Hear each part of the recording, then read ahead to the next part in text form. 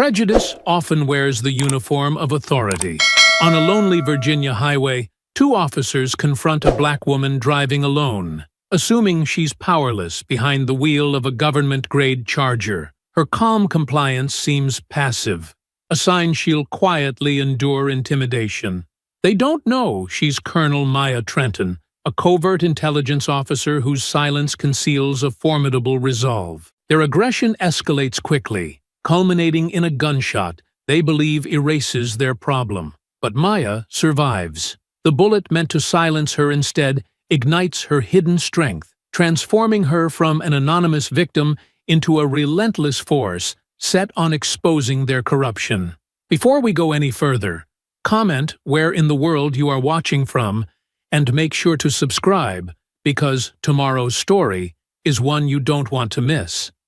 The sun was still hanging high when Colonel Maya Trenton left Fort Greystone, its squat, concrete silhouette shrinking in the rear view as she merged onto Route 19.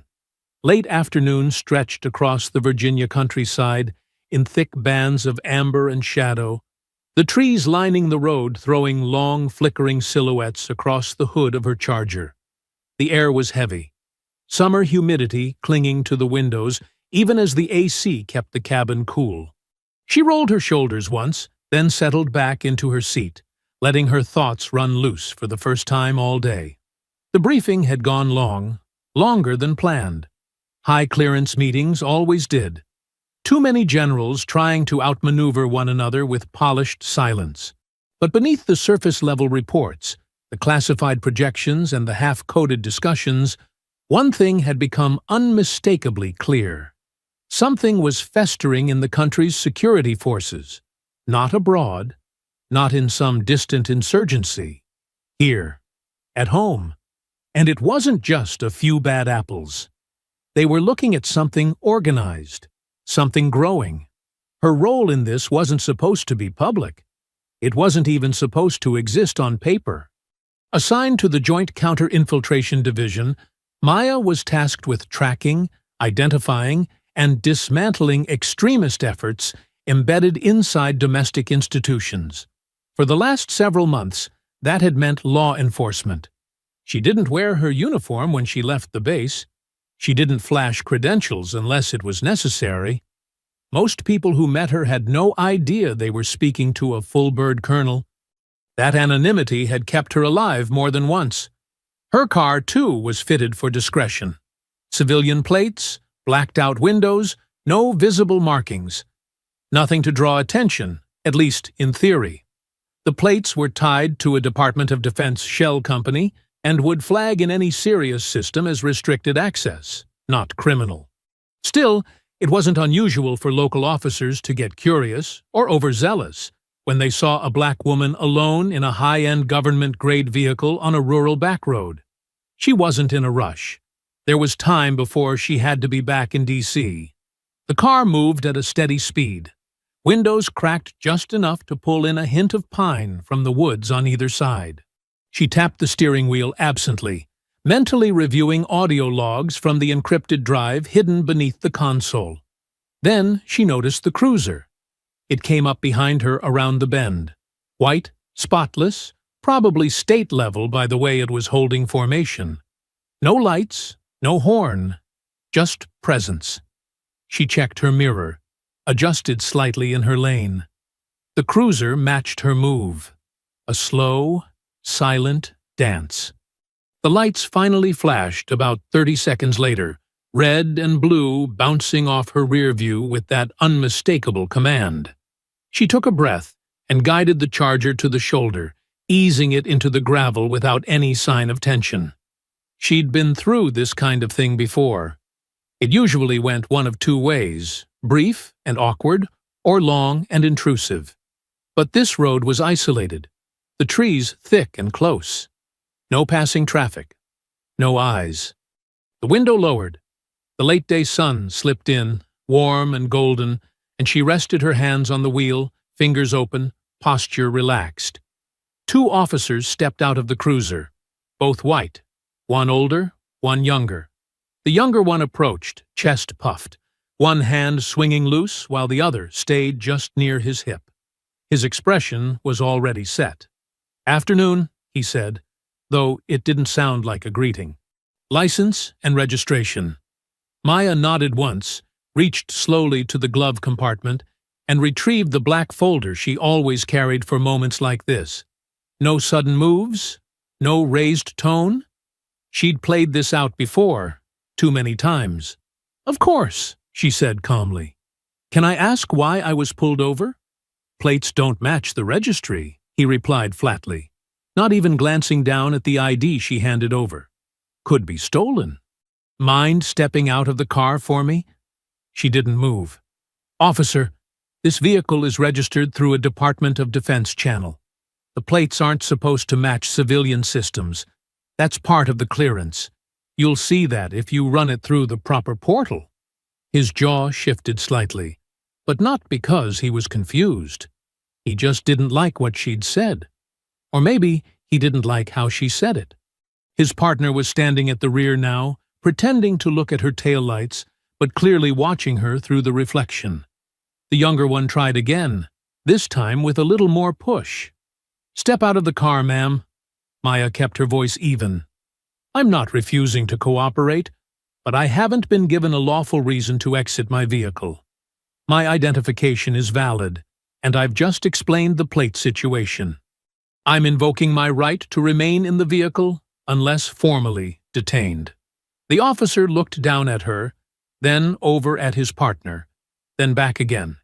He smiled, but there was nothing friendly in it. The smile lingered on his face for just a second longer than it needed to. Not amused, not even irritated, just full of that smug, performative calm that people wore when they believed authority was absolute and untouchable. He straightened, nodded once to his partner, and took a slow half-step back from the window, as if granting her a courtesy that hadn't been earned.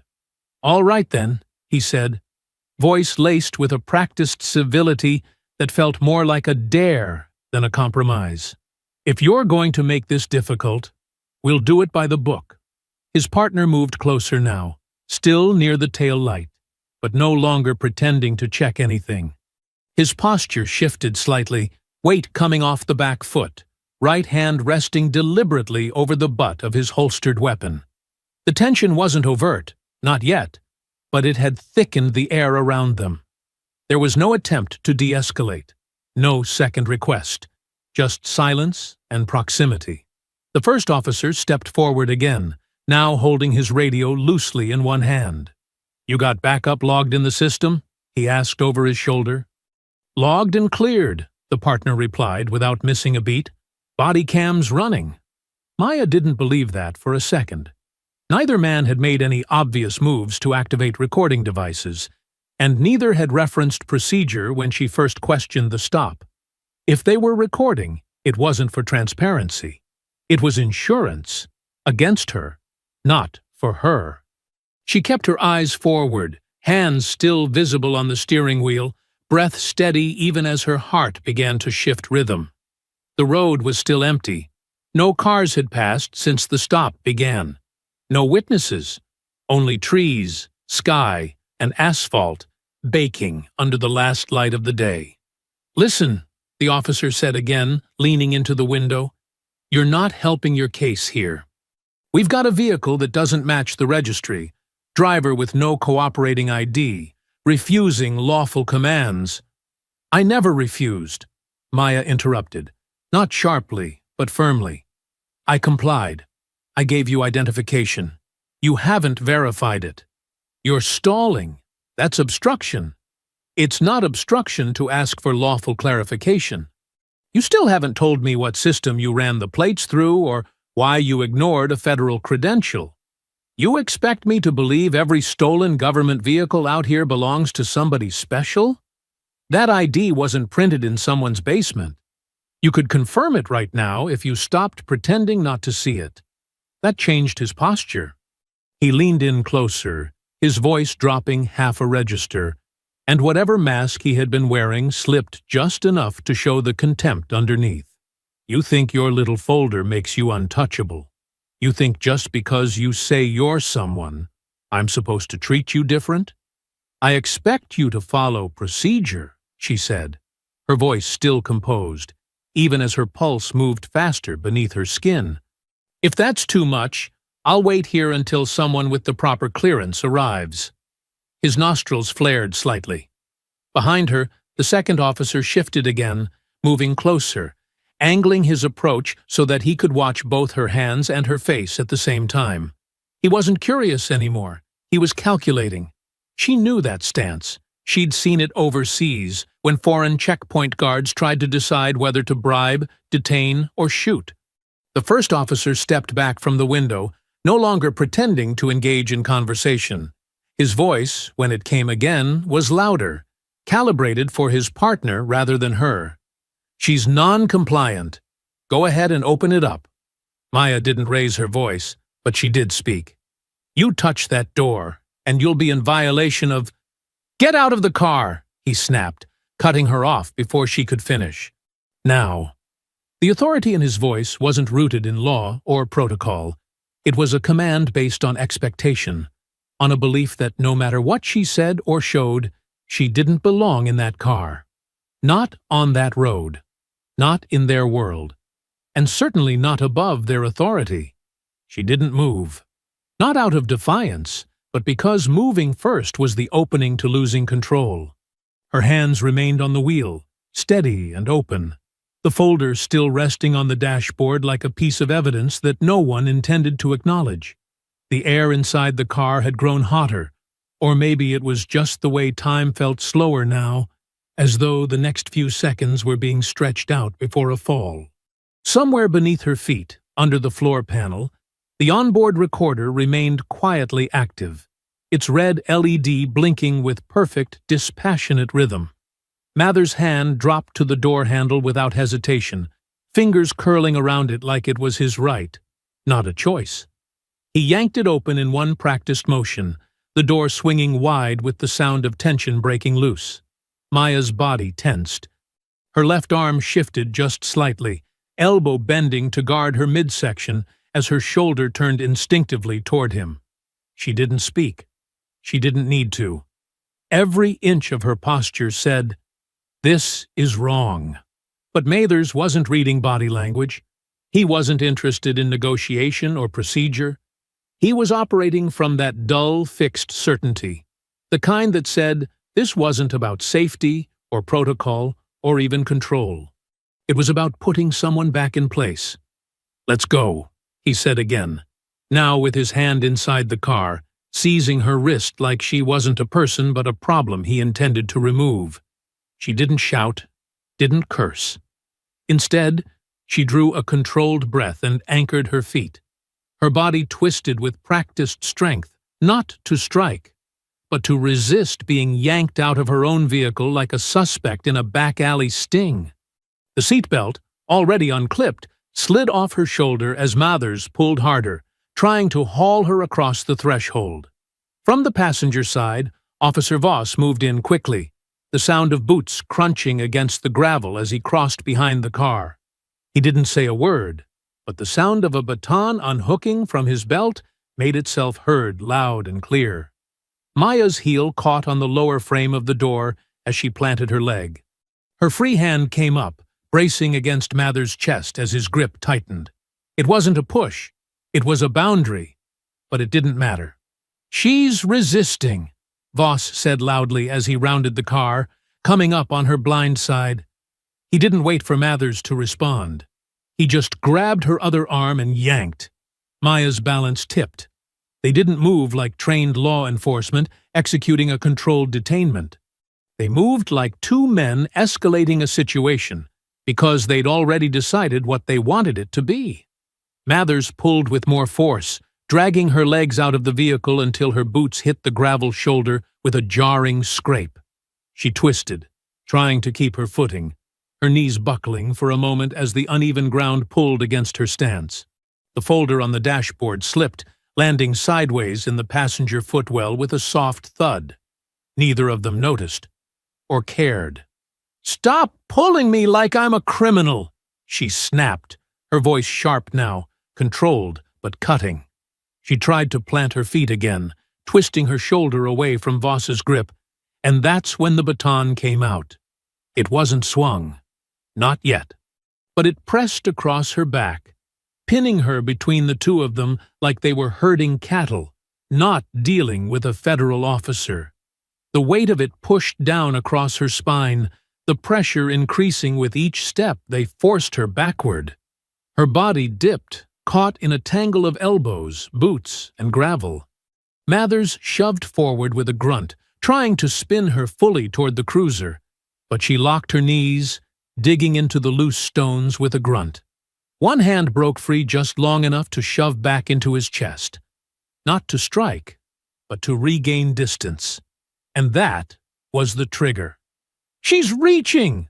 Voss barked, voice rising, sharp, loud, unmistakably meant for the recorder that wasn't on his chest.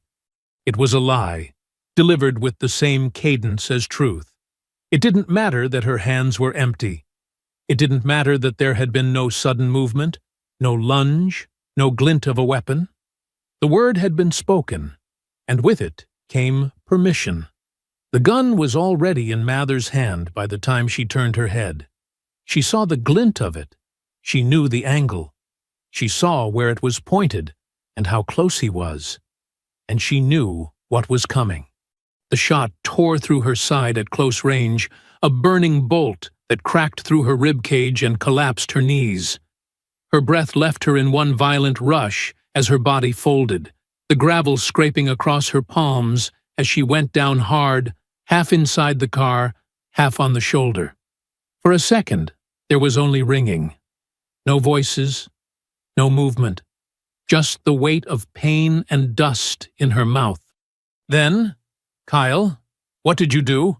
"She went for something." "There was nothing in her hands. You saw her move. She was trying to stand up, for Christ's sake." Mathers stepped back, one boot sliding awkwardly across the gravel. Voss stood frozen, baton still clutched in his right hand, face pale. Neither of them moved to cuff her. Neither of them checked for a weapon. They just stood there, adrenaline and silence stretching between them like a rope pulled too tight. Maya lay motionless for a moment, blood soaking through her shirt, pooling beneath her side in a slow, sticky bloom. Her mind was still working. Her vision blurred, then sharpened. She tried to breathe through the pain, through the heat radiating from her abdomen. She didn't cry out. She didn't ask for help. She just turned her head slightly, enough to catch the blinking red light on the floorboard beneath the console. Steady, quiet, dutiful. Still recording. Still transmitting. The fluorescent lights above her head were too clean, too controlled. Maya blinked against their brightness, her eyelids sluggish from medication, but not thick enough to dull the instinctual unease that had returned the moment her mind began to stitch memory back together. The sterile air smelled of antiseptic and vinyl, and somewhere close, machines beeped with mechanical patience. Her mouth was dry. Her side throbbed, not sharply, but like something vital had been torn and stitched without permission. She was alive. That fact settled in slowly, uncomfortably. The last thing she remembered clearly was the echo of gunfire and the hot gravel biting into her skin. Everything after that was a muddle of voices, pressure, motion, too many hands and too little choice. She turned her head just enough to scan the room. No windows, no hospital signage, no chart. The walls were an off-white that screamed institutional standard. Beside her was a chair with a black duffel tucked beneath it, unlabeled and military-issued. No visitors, no visible nurses. This wasn't a regular room. The door opened soundlessly, revealing two men in dark suits, neither of whom introduced themselves as they entered. They didn't need to. Their posture, their expressions, and their presence gave everything away. Intelligence. Internal. Not here to answer questions. "We're glad you're stable, Colonel," the taller one said, standing just past the edge of the bed. "You've been under watch since you were extracted." "Where am I?" she asked. voice raspy from disuse. A military recovery unit outside Quantico, the second man replied. Classified location. You were transferred as soon as the situation was flagged. Which was when? Roughly 3 hours after you were admitted to the civilian trauma ward in Allegheny General. The civilian team logged you under Jane Doe. Gunshot wound. Internal bleeding. No identification. Local law enforcement submitted an incident report, marked it as a non-lethal discharge during detainment. You were tagged for transfer once flagged in the DoD biometric system. Maya stared at him, processing not the words, but the subtext. Her ID had been ignored. The vehicle had been seized, likely scrubbed or hidden under layers of internal security. The incident had been reduced to a line in a sealed record. And no one had asked for her version. I want access to the footage, she said. The taller man didn't blink. You're not in any legal jeopardy. The matter is being handled. I didn't ask if it was being handled. I want the footage. He exchanged a glance with his colleague. The second man pulled a small tablet from a messenger bag and tapped through a set of encrypted access screens before handing it to her. Maya didn't thank him. She sat up, pain flaring under her ribs, and took it. The screen flickered to life. The camera angle opened on the charger's interior, her hands on the wheel, her voice calm. Everything captured, everything said, everything done. From the moment she was stopped to the second she hit the ground. She watched the moment Mathers grabbed her. She watched Voss shout his false accusation. She watched the flash of the muzzle, her body collapsing, the sound of her own blood hitting the gravel. They hadn't disabled the recorder. They hadn't even noticed it. And now, it was all preserved. You're going to want to be careful with how you handle that data, the taller one said, as though advising her on a parking ticket. The Joint Chiefs are aware of your condition and the footage. Command has recommended a full internal review, but no escalation. Maya looked up slowly. Her face betrayed nothing, but something behind her eyes shifted, quiet and cold. So I'm being ordered to stand down. The man nodded once, without ceremony. It's not the time, politically. Optics are complicated right now. There's no guarantee it would lead to any meaningful action, especially not if we want to preserve the operation already in motion. We believe the bigger threat still exists, and we don't want to jeopardize your prior intel trail. By ignoring an attempted murder on a federal officer? By minimizing exposure while we continue investigating broader targets? You were lucky. That's the recommendation. She nodded, just once, then handed the tablet back. The two men took their cue and left without further comment. She lay there for several minutes after the door clicked shut. The pain in her side had dulled again, but the ache under her ribs wasn't physical anymore. It was something else, something heavier. When the door opened next, it was Aisha Dawes.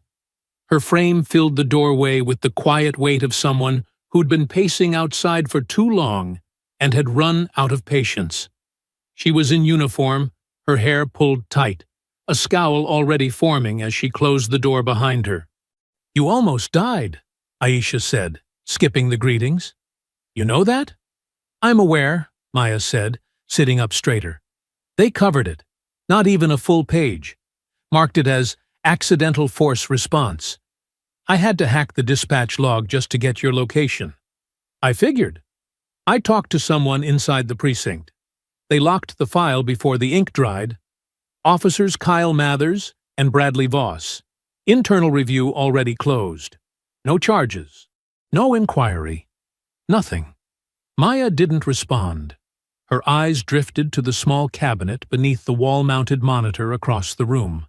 It was locked, probably holding her effects, if anything had been returned at all. I'm guessing they're telling you to let it go, Aisha continued. Let the system work. Let it move up the chain. They did.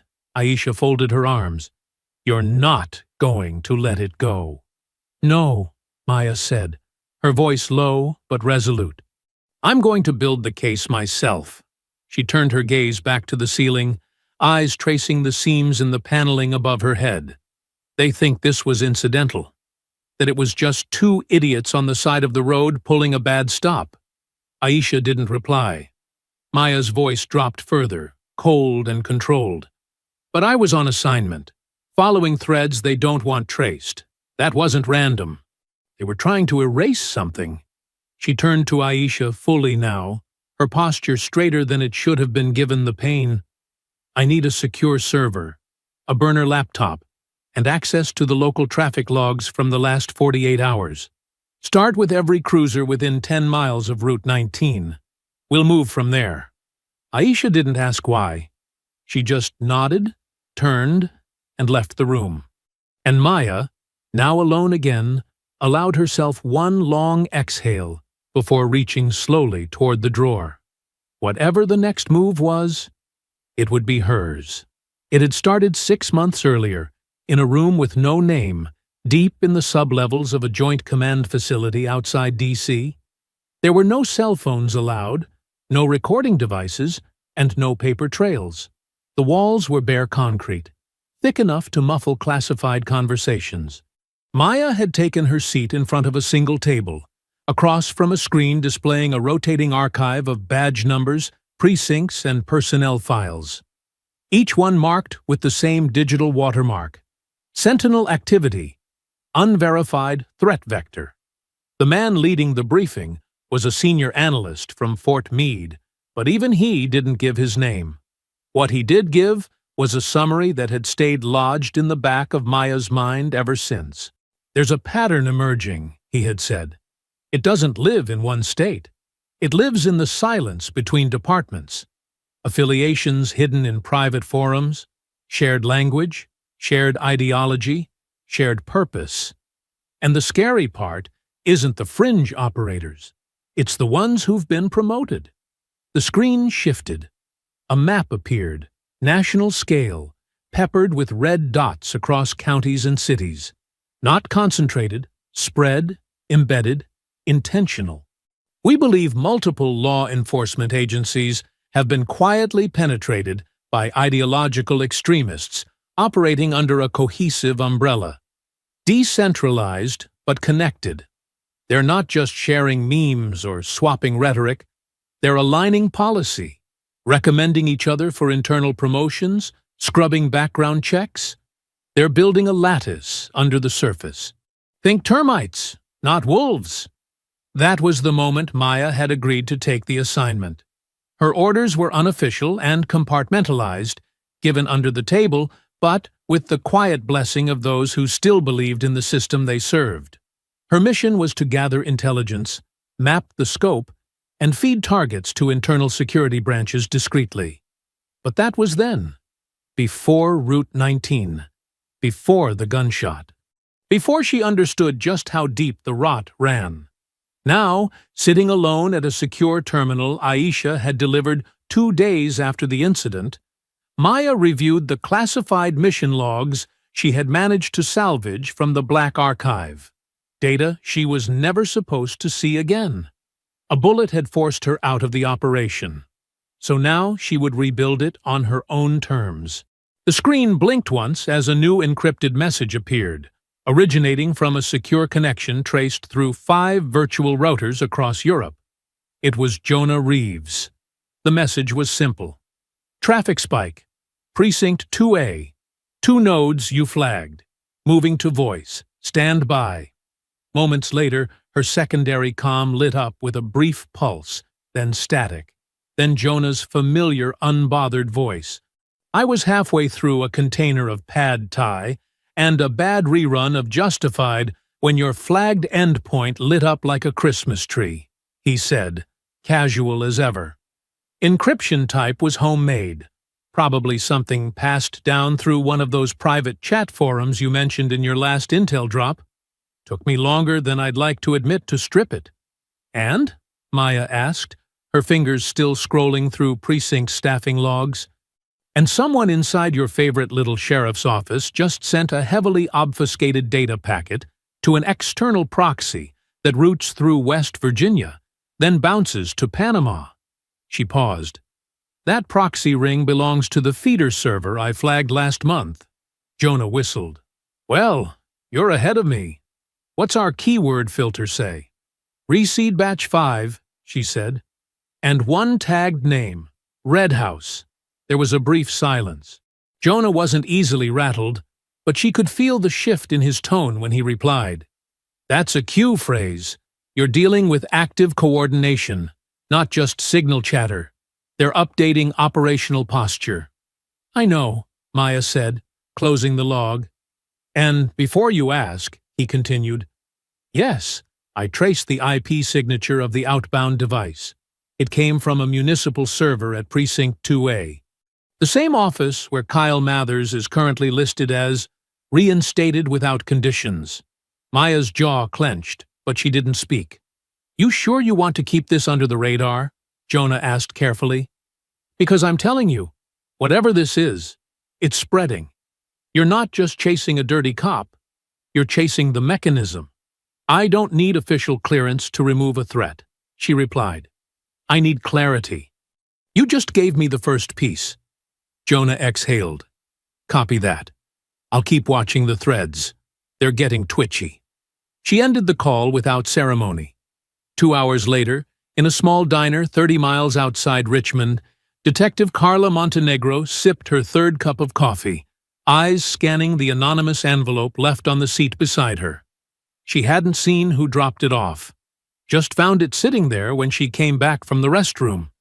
Inside, a black thumb drive, a typed one-page summary marked confidential, and a note that read, You once cared about the truth. I hope that hasn't changed. Carla had spent 23 years in internal affairs. She'd seen good officers collapse under pressure, bad ones rise with protection, and entire precincts rally to defend the indefensible. She'd been called every name in the book, had her tires slashed, her family threatened, and her career boxed in a dozen times. But even now, even after everything, her instinct still flickered when something didn't sit right. She slid the drive into her tablet. The screen came alive with a set of files. Names, badge numbers, text logs, time-stamped clips of encrypted messages between officers. It wasn't enough to convict, but it was enough to start asking the kind of questions that made careers unravel. And there, in the middle of it all, the file tagged with the name she hadn't expected to see again. Kyle Mathers. She narrowed her eyes. The precinct's internal review had cleared him within 48 hours. No public statement, no media alert, just a quiet memo and a return-to-duty order. She leaned back in the booth, watching the room casually. She didn't know who had sent her the package, but she had a strong suspicion it was someone who wasn't asking for permission anymore. Back in her rented apartment, Maya watched a grainy live stream of the precinct's internal garage. She saw Mathers walk out at shift change, smug and unscarred, as if nothing had ever happened. She leaned forward, fingers hovering above the keyboard, and opened a new folder. Subject: Mathers, Kyle. Primary point of penetration. Secondary targets: Voss, Bradley. Collusion: Montenegro, Carla. Potential asset. Objective: infiltrate the infiltrators. The system had made its choice. Now she was making hers. The data had been drifting in patterns for weeks, unremarkable on the surface, like the low tide before a storm. Standard departmental chatter, vague radio relays, transfers between precinct servers. But under Jonah's filters, under the tools only a former NSA codebreaker knew how to calibrate, something darker began to pulse in the data streams. Maya watched from her laptop as his cursor glided across a digital map patched together with satellite overlays and geotagged communication nodes. Each red mark represented a flagged communication from a known or suspected extremist keyword set, terms they had spent months compiling from closed forums, whistleblower testimony, and decommissioned server leaks. It wasn't enough to convict anyone outright. But patterns had a rhythm, and rhythm told the truth. They've been using departmental terminals to mask lateral transmissions, Jonah said, his voice smooth but clipped with focus as he shifted the map southwest, zooming in on a cluster of repeat flags in a rural zone just outside Staunton, Virginia. Encrypted packets leave from internal networks, hop 3 times, and land on a private server outside municipal reach. The final destination is always a dead-end point. Until today. Maya leaned in. You caught a live connection? Jonah nodded. For exactly 9 minutes this morning. 2 users engaged in what looks like a confirmation exchange. Text only, no images or files. And one of those users matches an alias we already had eyes on from the Route 19 scan. He opened the chat log. Maya read it once, silently, then again, slower. Red line confirmed. Initiate Crimson Protocol. Crimson House prepped. Batch seeded. 2 reserves pending. Monday rendezvous. Circle firm. No leaks. Sentinels watch. Orders hold. Maya didn't blink. Black North 92 is Mathers. Jonah looked up from the screen. You're sure? That was the name his old training unit used for encrypted drills. I saw the pattern on a previous operation in Louisiana. Someone tried to wipe it, but the signature remained embedded in archived memory. It's him. And Sentinels of Order? That's a network name. It's not just rhetoric. This is their structure. Jonah exhaled slowly, turning the screen back toward himself. That makes this Crimson House a real-world staging point. Maya nodded. And a secure enough facility that they're using it as a rendezvous site for multiple contacts. Jonah keyed in a trace, feeding the chat metadata into a cross-referenced location analysis. Best guess? He said, watching the results populate. Crimson House sits just outside the southern grid of Staunton. No visible address, but there's an unregistered property in the tax ledger, paid in full, no bank trail, listed to a private foundation out of Montana.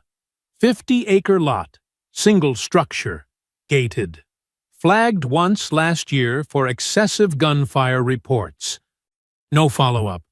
Maya stood from her chair, stretching her ribs gently, the pain still a dull echo under her skin. We need eyes on it. Jonah hesitated. This is a full exfiltration level site, Maya. If they're using this place for meetings and seeding ops, it won't be passive.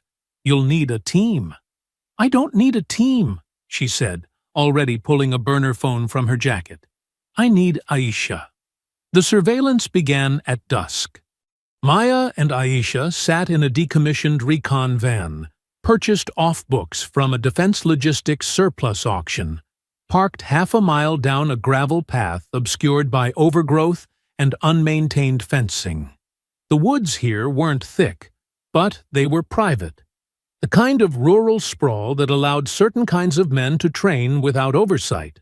Through a long-range lens, Maya tracked movement inside the Crimson House, an elongated 2-story farmhouse set back from the road, window glass blacked out, roof reinforced with flat metal sheets. There was a flag out front, not American, not military. A red field with a black crest in the shape of a spiked cross. They've got night vision guards rotating every 45 minutes, Aisha said, noting the 3rd perimeter sweep. And 2 stationary watch points with visible rifles. No drones, no exterior cameras. They're trained for isolation, not detection. Standard paramilitia setup, Maya said. But it's not militia culture I'm seeing. It's cell discipline. That house isn't just a gathering spot. It's an operational node. Inside, figures moved through the main room. At least 5 visible, all men, all wearing civilian clothes. One worked at a desk with a tablet. Another rolled a crate across the hardwood floor. A third exited with a backpack and got into a rusted black SUV, which turned onto the gravel road and drove north without headlights. Aisha watched through the second lens. "You think this is where they're running logistics from?" Maya's voice dropped. "It's more than that. This is where they coordinate replacements, training packets, propaganda seeding. We're not watching a base. We're watching a nerve center." She checked her watch. "Give me the satellite window." 18 minutes, Aisha said. "After that, the thermal pass ends for the night." "More than enough." Maya keyed into Jonah's secure line. "Target verified, Crimson House confirmed. I'm marking entry points, escape routes, and thermal dead zones. Begin server trace on outbound vehicle, black SUV, no plates, probable signal jump drive on board." Jonah responded immediately. "On it. Packet trace initiating now." Maya leaned back against the seat, her thoughts moving faster than the equipment. Mathers hadn't just rejoined the department. He had been promoted, put on a new unit under an oversight shield designed to be impenetrable from outside audit. And now, here he was, coordinating with a verified extremist cell at a hidden property less than 4 hours from his assigned precinct. This wasn't a rogue officer. This was someone embedded in a network, with full departmental cover, operating like a covert asset. And the network wasn't only intact, it was evolving. She reached down and slid open the case beneath her feet. Inside, a drone with infrared capability, preloaded flight paths, and a jamming-resistant signal relay. She powered it up without hesitation. The drone launched silently into the night air, its lights off, the blades whispering as it rose above the trees. Below it, the Crimson House glowed faintly under the thermal sweep, like a lung drawing in breath before something worse. Maya's voice was steady as she spoke into the headset. "Crimson House is active. Begin documentation protocol. We raid within 72 hours." The drone fed back high-resolution thermal data, rendering the Crimson House in hues of soft orange and deep red, like a living body glowing from within. From above, it resembled an isolated organ pulsing in the dark, a center of heat and motion far removed from the quiet sprawl of the surrounding countryside. Inside the recon van, the atmosphere had shifted from tension to calculation. Everyone was locked in, silent, focused, moving through checklists and visual confirmations. Maya stood behind the monitor bank, eyes fixed on the thermal overlays, while her fingers tapped through audio feeds transmitted through the drone's secondary relay. Next to her, Aisha sat at a secondary station, plotting movement paths, noting watch rotations, and mapping blind spots. Behind them, 2 members of the Black Ops unit out of Leavenworth, a favor called in from a friend who owed Maya far more than a phone call, reviewed schematics overlaid with combat ingress routes. These weren't typical soldiers. They were unlisted operators, names pulled from unofficial rosters, chosen for their precision and discretion. If the order came, they'd move, and they wouldn't miss.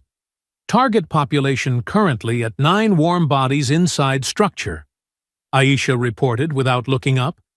2 more sweeping the perimeter every 20 minutes. No dogs, no drones, but they're using proximity alarms, hardwired, not cellular. They know how to keep quiet.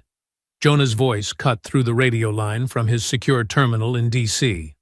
"I've tapped one of the internal relays they're using to broadcast among devices. Looks like a private mesh network.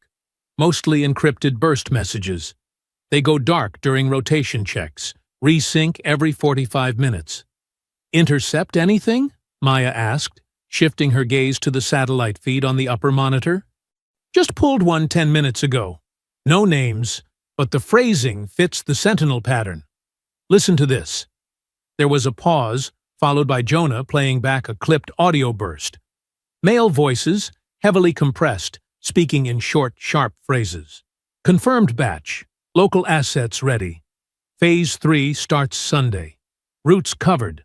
Backup from Blue Shield confirmed." The feed clicked off. Jonah's voice returned, quieter this time. They're coordinating something with law enforcement. A Blue Shield protocol shows up in 2 other flagged conversations from last week. I think it means complicit officers are already in place, likely prepped for interference or extraction. Maybe more. Aisha frowned, glancing at Maya. Could be a second hit, or a staged confrontation. If they're syncing up like this, it's not just about hiding. They're moving. Maya didn't speak right away. Her eyes stayed on the drone feed as it passed slowly over the southern flank of the house, revealing a structure she hadn't noticed before. A smaller building, barely the size of a storage shed, sat near the edge of the tree line. Thermal picked up 4 warm bodies inside, 2 larger and 2 smaller. Their positions didn't shift much. She leaned in, squinting. Zoom on auxiliary structure. Rear elevation. The operator beside her adjusted the drone, tightening the camera's view until the outlines of the occupants became clearer. 1 adult standing.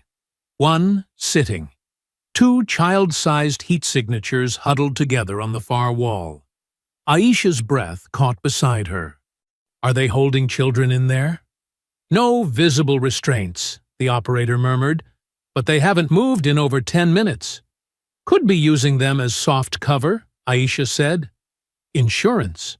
Or indoctrinating them, Maya added quietly, her voice flat with something far colder than shock. She stepped away from the console and moved to the small tactical table in the corner of the van. On it sat the sealed mission kit. Blank patches, encrypted comms, field med injectors. She unzipped it slowly and laid her palm on the matte black vest inside. Her fingers tightened for a moment. Their patterns changed, she said, not as observation, but conclusion. They're escalating timelines. Whatever Phase 3 is, it's not weeks away. It's days. And now we've got possible miners on site, a local operation syncing with embedded law enforcement, and a command chain we've barely mapped. Aisha turned in her seat. You're not going to wait for formal authorization, are you? Maya looked over her shoulder. You want to tell Washington we sat on a domestic extremist cell coordinating with cops and possibly using children as shields?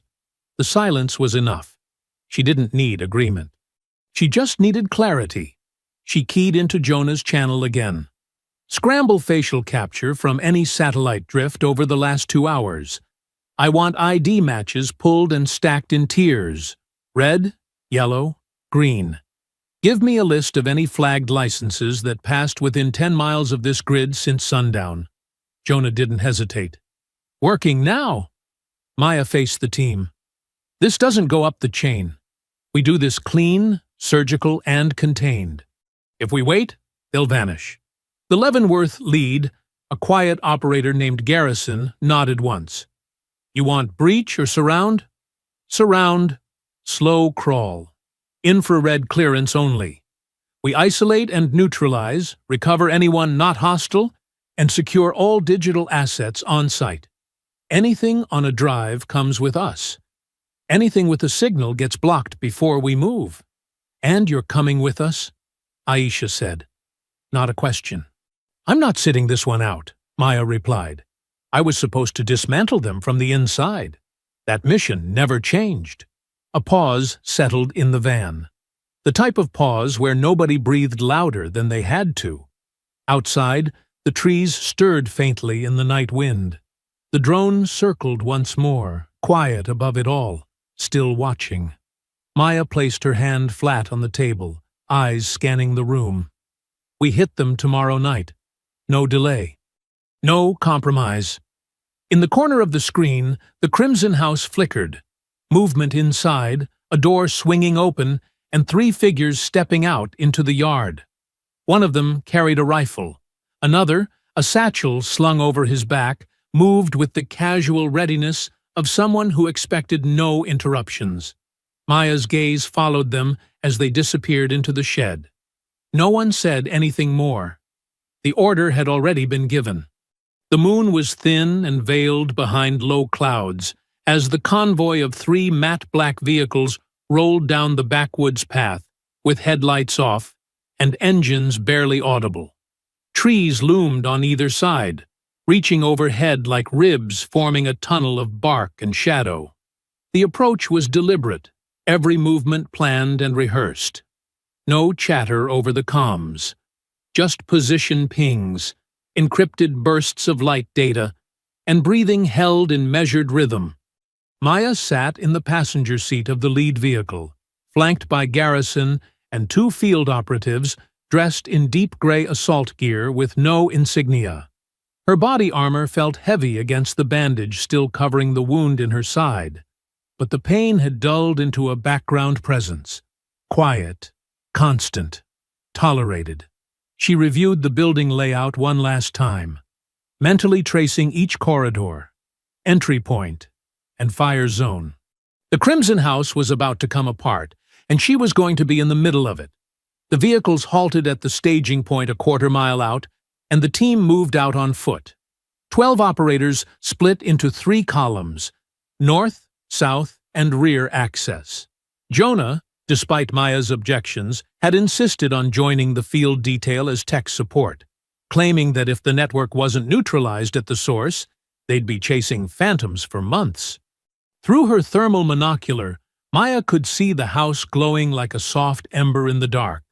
Heat signatures clustered around the second-floor landing and main hall. The shed, now confirmed to house 2 children and 1 unarmed adult, was already being surrounded by a secondary team tasked with extraction and neutralization. Garrison's voice crackled through the comms, low and clipped. "Confirm entry points." Aisha responded from the rear flank. "South window, clear. No tripwires, no visual contact. Ready." Jonah, crouched behind a row of brush with a tablet wired to the drone's relay, added, "I'm seeing movement on the second floor. 2 armed walking patrol loop, 1 sitting. Looks like a command post set up at the far northwest room. Probably where they're staging intel." Maya nodded to herself and raised her voice just enough to be heard. "Team 1, breach on my mark. Teams 2 and 3 follow sweep pattern, north to center convergence. Jonah, you isolate the local mesh once we're inside. Lock them out." "Copy that," he replied. "Execute." The charges had already been placed. Silent plastic strip charges designed to cut without explosion. With a faint ripple of sound, the front entry door detached from its hinges and fell inward like a felled plank. The room beyond was dark, unnaturally so, walls painted black, windows sealed shut. The team moved fast, slicing the air with rifle-mounted lights, sweeping for immediate threats. "Clear!" Garrison called from point. Maya followed directly behind, stepping through the breach into a space that smelled of oil, sweat, and pine cleaner. The entry hall split into 2 staircases and a narrow passage to the right. From the upper floor came the first sign of awareness, a muffled shout, then hurried footsteps. "Contact! Upper landing!" a voice called over comms. Gunfire erupted a second later, tight bursts, not panic fire. The house came alive with sound. Operators fanned out through the lower level, clearing each room. Maya moved toward the right passage, where a reinforced door stood closed. Jonah's voice buzzed through the channel. "We've got thermal anomalies. Check your corners. Possible booby traps." "Understood," Maya said. She crouched beside the door and swept the floor. A faint shimmer reflected off a hair-thin filament crossing just above the threshold. "Tripwire, barely visible." "Manual breach," she said, waving Garrison forward. "Bypass the threshold and wedge from the base." It took less than a minute. The door gave way under the force of a hydraulic spreader, revealing a back room lined with whiteboards, maps, and a single steel desk covered in hard drives, flash modules, and coded paperwork. In the center of the room, scrawled across one board in looping marker, was a diagram linking state precincts to individual officer names, lines connecting major metro departments to small rural towns, forming a lattice of complicity. "This is it," Maya said. "This is their structure." She grabbed the primary hard drive, tucked it into her vest pouch, and snapped images of the board with her tactical cam. Behind her, Garrison kept watch at the door. A muffled explosion rang out from upstairs. The lights flickered, then surged back. "Jonah!" she barked into the comms. No response. She turned and ran for the stairs, Garrison behind her. The gunfire upstairs had turned heavier, automatic now, sustained. As she reached the second floor, the hallway bloomed with smoke and the acrid scent of burnt circuitry.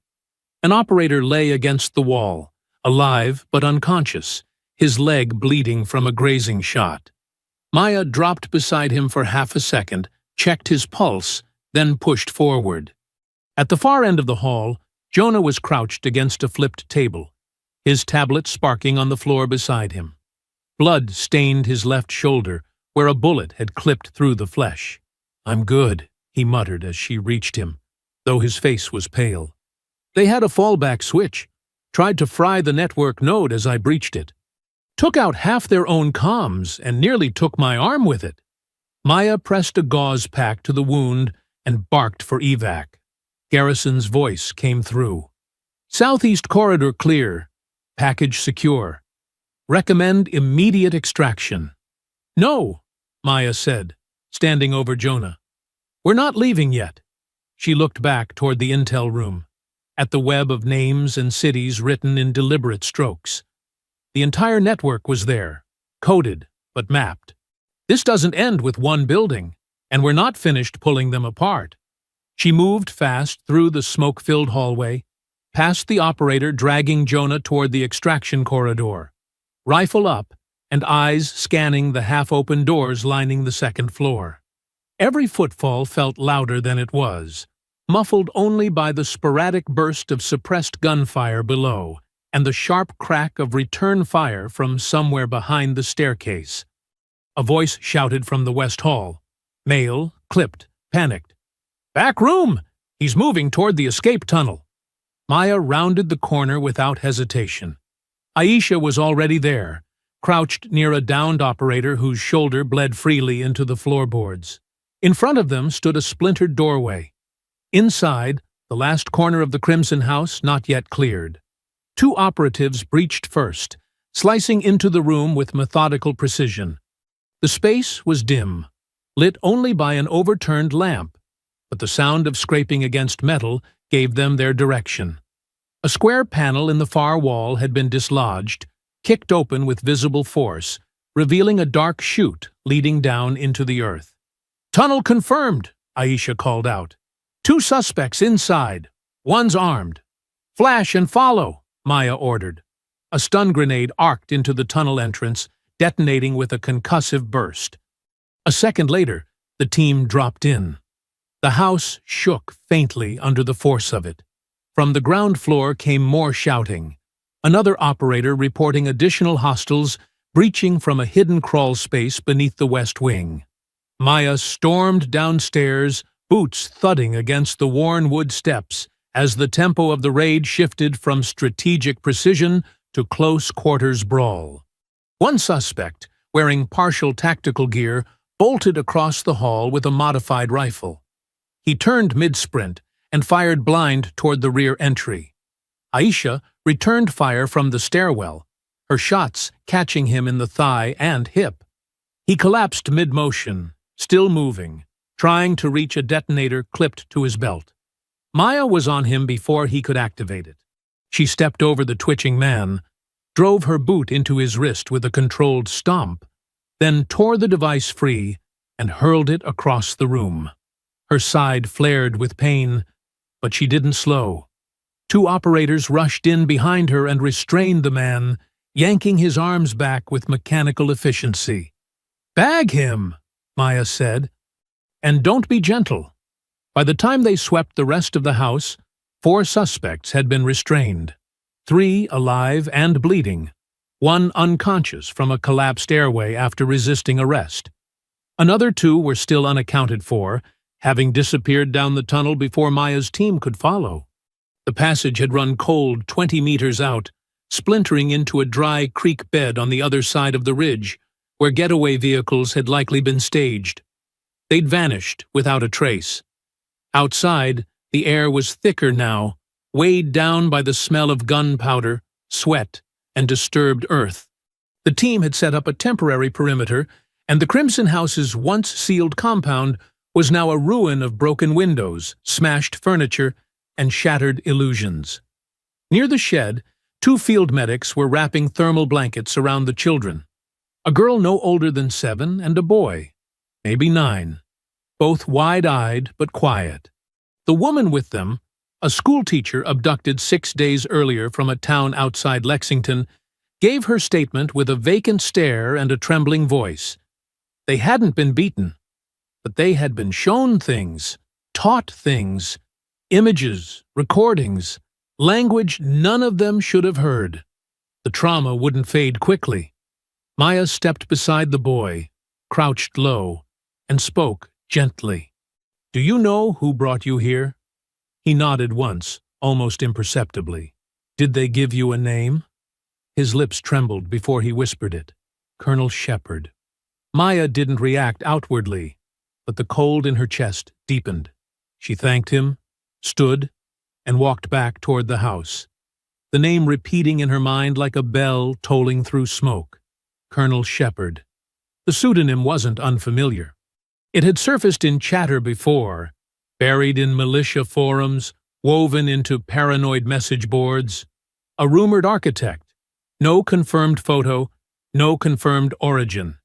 Inside the command room, Garrison had recovered the remaining hard drives and powered down the makeshift server hub. The room was littered with tactical maps, recruitment printouts, and training rosters. A single laptop had survived the firefight, shielded under a broken desk. Maya opened it. The login screen had already been bypassed. Jonah's remote protocol had done its job before the EMP discharge disabled the second-floor relay. One folder stood out. Doctrine. She opened it. What spilled onto the screen was worse than she expected. Names. Not code words, real names. Active duty officers, deputies, detectives. From Ohio, Virginia, Missouri, Florida. Files tagged by rank, assignment, and alignment risk. Attached photos showed officers in uniform, smiling for ID badges. In other images, they posed in paramilitary gear, some wearing armbands, others holding banners marked with SO, Sentinels of Order. A second file, deeper, contained strategic projections. Maya scrolled through predictive simulations of civil unrest scenarios, categorized by trigger type. Officer-involved shooting, militia rally dispersal, federal protest response. It wasn't theory. It was planning. She tapped a third folder. Command. And there it was. Clayton Reese. She stared at the name, the attached records displaying a military service file marked Retired Colonel, United States Army, Special Operations, Psychological Warfare Division, Honorable Discharge, multiple commendations, a citation for restraint under fire. But the last note in the personnel file was dated nearly 15 years ago. After that, nothing. No forwarding address, no veterans' claims, no federal employment, just silence. Then a photo loaded. A candid shot, low resolution, likely taken from a drone or long-range surveillance lens. It showed Reese standing near a burned-out barn, cigarette in hand, face weathered and deliberate. In the background, a truck. Parked beside it was Mathers. Maya didn't blink. Her hand curled slowly into a fist. He wasn't just a pawn. He was part of the command structure. The uniform had never left him. It had only changed colors. From the hallway, Aisha appeared, rifle slung over her back. We got names. 2 of the detained cracked under pressure. Most of them don't even know each other. Compartmentalized. One of them said they only ever answered to Shepard. Maya nodded once, eyes still locked on the photo. We were tracking corruption in departments. But this isn't corruption. She tapped the screen once, closing the file. This is occupation. The data was too clean, too complete, and too damning for the upper levels of Homeland Security to react with anything resembling courage. Within 24 hours of the Crimson House raid, Maya's secure briefing package, encrypted, tagged with validated chain of custody timestamps, and backed by audiovisual confirmation, had been routed through the appropriate channels, uploaded to a classified DTRA node under flag priority. She expected the response to be swift, decisive. She expected calls, task force mobilization, a new umbrella operation with federal teeth. What she got instead was a 5-line message marked internal use only. Report acknowledged. Case file referred to oversight. Do not engage further pending review. A day later, her mission credentials were revoked. She read the order from the sterile corner of a secure facility in Maryland, seated at a terminal she wasn't even supposed to still have access to. The red banner at the top of the screen flashed, "Restricted. Authorization revoked." But the data remained. She wasn't locked out yet. Someone up the chain had likely stalled the purge, hoping she'd let it go quietly. Aisha stood in the doorway, arms crossed. "They're burying it." "They're trying to," Maya replied, without looking away. The moment we confirmed Reese's involvement, it stopped being about infiltration and started being about exposure. He's not just a rogue vet. He's a war hero. His name is still hanging in one of the buildings at Fort Bragg. "He's sheltering a domestic terror cell," Aisha said flatly. "He's radicalizing cops. That flag doesn't cover that." "They're betting the public won't know the difference," Maya replied. She reached into her pocket and removed a slim burner drive. On it were the unfiltered versions of the Crimson House logs, names, faces, precincts, and recorded exchanges. Not enough to arrest, but more than enough to start a war on narrative. She placed it into a black envelope and sealed it. The handwriting on the label was deliberate. Detective Carla Montenegro. Eyes only. Aisha gave her a look, not quite questioning but cautious. "She's good. But you know what happens once you light that fuse." "I'm counting on it." Montenegro received the package in a parking garage 4 levels beneath the city. She said nothing when she opened it. She made no calls, signed no forms, and filed no official reports. But within 12 hours, an internal affairs bulletin flagged Officer Kyle Mathers as non-responsive to administrative request. By the next morning, he was officially marked missing. Maya wasn't surprised. He'd vanished the way trained assets do, quietly, surgically, with help. Surveillance footage showed his cruiser abandoned near the Maryland state line, stripped of radio, laptop, and badge. The final GPS ping came from a truck stop, where 2 other officers, names from Maya's Sentinel list, had been sighted 3 weeks prior. After that, no trace. He'd burned his way out. Jonah, working from his recovery bed with one arm in a sling and a cooling unit strapped to his shoulder, intercepted chatter from a mesh net designed to avoid federal keywords. His voice over the line was hoarse but sharp. "They're moving assets west. Reese has a new staging zone." Maya leaned over her monitor. "Where?" "Montana." "You're not going to like the location." "Try me." 10 years ago, it was a National Guard training camp. Remote, shielded, and equipped for backcountry operations. After it was decommissioned, it was sold to a private foundation connected to a security consultancy. Guess who used to sit on their board? Maya didn't need to hear the name. She already knew. Jonah continued. "They're calling it Black Hollow now. No power grid, no service. The kind of place you vanish into." "And Reese?" "Seen twice in the last 2 weeks. One drone flyover caught him walking perimeter. Beard's longer, posture's slower, but it's him. And he's not alone. Vehicle movement suggests multiple adult males on site. Militia patterns. No visible insignia."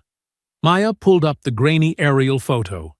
Reese stood beside a generator unit, clipboard in hand.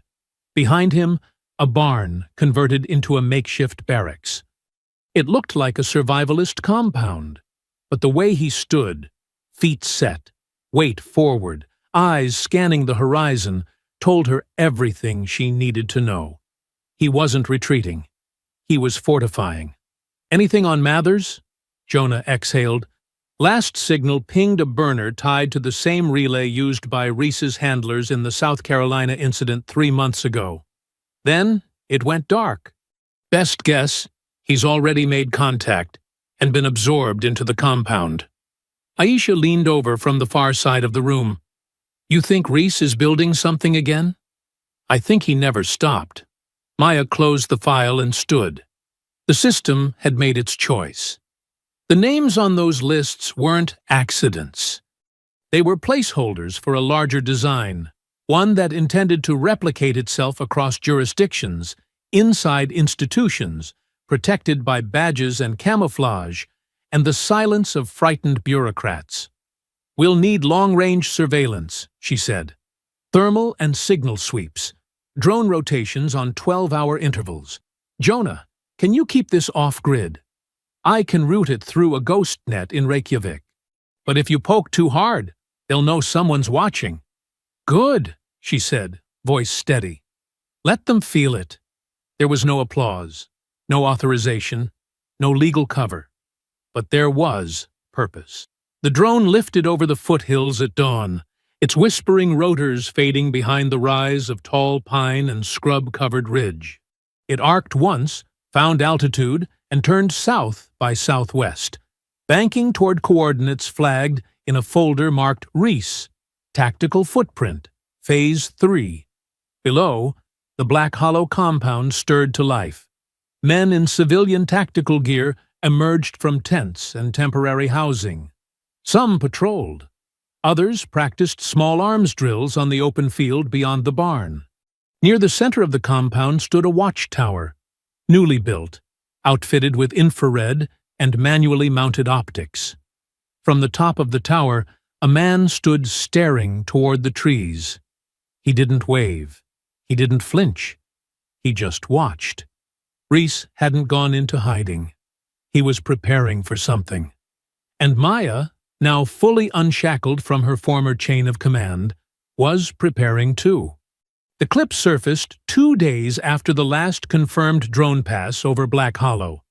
It came from an anonymous account on a private video hosting service, but within 12 hours it had been downloaded, reshared, embedded, and quoted by enough known disinformation amplifiers that the damage was already irreversible.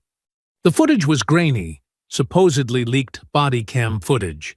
Maya, in uniform, standing outside a cruiser, shouting at 2 white officers in the rain. Her voice was loud, her posture aggressive. She could be heard saying, clearly and unmistakably, "You think I won't shoot first if you so much as blink wrong?" The video cut quickly after that, ending on a freeze frame of her face contorted with anger, badge glinting on her shoulder, and one hand hovering near her hip as if about to draw a weapon. The title read, "Federal Agent Threatens Local Police. Leaked by Brave Whistleblower." By the time Maya saw the clip, it had already hit syndicated late-night broadcasts and anonymous police forums. The thumbnail was stamped with a bold red banner, "Proof of Extremism in Federal Ranks." She watched it twice, once with the sound on, once without. The lighting was wrong. Her uniform was authentic, but dated by several years. The cruiser behind her was a model she had never driven. The voice? Almost perfect, but too flat in the vowels, too clean in the consonants. And then there was the final frame, the glint at her hip. It wasn't her weapon. It wasn't even regulation issue. Aisha paced behind her, arms crossed tightly over her chest. They're going wide with it. No direct platform push, just enough to spark the fire, then let the crowd carry it. "It'll work," Maya said, calm but not cold. "They've seeded just enough doubt that even the people on our side will hesitate." and the rest will jump. She wasn't wrong. By noon the next day, police protests had erupted in 4 major cities, union chapters calling for her arrest, demanding an investigation into what they called federal intimidation and unauthorized oversight on domestic law enforcement. Her file was pulled. Someone leaked a redacted portion of her service history. News commentators latched onto the words psyops and counterinfiltration like gasoline on a fuse. A retired sheriff on a podcast called her a rogue agent with an anti-cop agenda. One elected official went further, naming her directly in a floor speech and urging the Justice Department to issue a warrant. It came at 6:17 a.m., hand-delivered to an administrative court in Northern Virginia. Writ of federal detention. Maya Trenton. Charges: abuse of authority, intimidation of law enforcement, obstruction of justice. By the time her former allies received word, Maya was already gone. The safe house in West Virginia was old, stripped of furniture, and wired with 3 fail-safes and 2 exit tunnels. It was a fallback location she hadn't used in 5 years, one of a handful only she and Jonah knew. Aisha had brought in a few supplies: clean gear, analog tools, a burner system rigged to intercept local wireless frequencies. Montenegro arrived after sunset, hair pulled into a tight bun, eyes shadowed by the risk she was taking just by being seen near Maya. "We've got a window," she said, without preamble, sliding a flash drive onto the table. I traced the metadata. Maya took the drive. "You're sure?" "It's not subtle," Montenegro said. "Whoever rendered that video didn't scrub the final export container. There's a timecode embedded in the .mp4 header that doesn't match the supposed timestamp on the badgecam overlay. It was rendered 3 days before it was leaked." "And the raw footage?" Jonah asked from the far side of the room, his voice dry from pain meds, but focused as ever. "Spliced from 2 prior incidents, one in Tulsa, one in Alabama. Both involved women, both body cams flagged for internal review. Deepfake overlay did the rest. But here's the kicker." Montenegro paused, then tapped her tablet. "The editing suite used? Proprietary. Originally licensed to a defense contractor who operated under the Reese Foundation 5 years ago. It was sold off before the nonprofit dissolved, but not before one of their technicians created a black market rendering engine. Same signature, same filters." Maya didn't smile. She didn't need to. "Get it to the press," she said. Aisha raised a brow. "You sure? We can't wait for a federal investigation to exonerate me. They've already decided I'm more valuable as a villain. But if we show the public where it came from, how it was made, how it links back to Reese, they'll start asking questions the government can't shut down." Montenegro nodded. "I'll route it through a whistleblower channel. I've got 2 journalists who've already taken heat for challenging the narrative. They'll run it clean." Over the next 48 hours, Maya stayed offline. She didn't check feeds, didn't review coverage. She let the data do the talking. The leak spread first on independent platforms, then on verified digital forensics forums. Analysts picked it apart frame by frame, each one confirming the manipulation, the editing discrepancies, the rendering timestamps. By day 3, one news outlet ran the headline, "Whistleblower exposes deepfake smear campaign targeting decorated Army colonel." By day 4, Homeland Security issued a statement reviewing the authenticity of new evidence provided by independent investigators. They didn't apologize, but they blinked. Montenegro called just after midnight. "It's moving. They're not ready to admit fault, but they've rescinded the arrest warrant. It's in internal purgatory now." Maya said nothing for a long moment, watching the screen in front of her cycle through captured drone images of Black Hollow. Reese was still there, still moving, still building. "The minute I surface, they'll try again," she said. "So I won't." Aisha leaned on the table beside her. Then, what's the next move? Maya stared at the newest image, a fresh security tower under construction near the compound's western ridge. We hit him before he finishes whatever he's building, before the next phase. No leaks, no headlines. We end it. The screen darkened as the program cycled into standby. The only light in the room came from the burn of low-level night vision screens and the amber glow of a filtered desk lamp. In the shadows of her own country, hunted and falsely accused, Maya Trenton had never been more certain of her purpose. And somewhere in the hills, Reese was about to discover what it meant to try and erase someone who had nothing left to lose. The satellite image came through just before dawn, time-stamped, geo-locked, and verified across 3 independent constellations. It showed a private airstrip carved into the edge of an old farming basin north of Calaveras County, tucked into a tree line that hadn't seen official use in over a decade. There was no official flight plan, no registered manifest, but parked on the runway was a turboprop twin-engine Gulfstream, fully fueled and taxi-ready. And standing beside it, unmistakable even in low-res thermal, were 2 men, one tall and lean, posture stiff like an old habit, Clayton Reese, and the other with his hand on a duffel bag, his stance restless, like someone waiting for escape, Kyle Mathers. Maya stared at the screen for a long moment without speaking. The signal came from a repurposed weather satellite Aisha had jacked into using one of Jonah's Ghost Node protocols. The image wasn't official, which meant it wasn't bound by any reporting lines. It was theirs, clean and untraceable. Aisha leaned over her shoulder. "You think they're bugging out?" "No," Maya replied.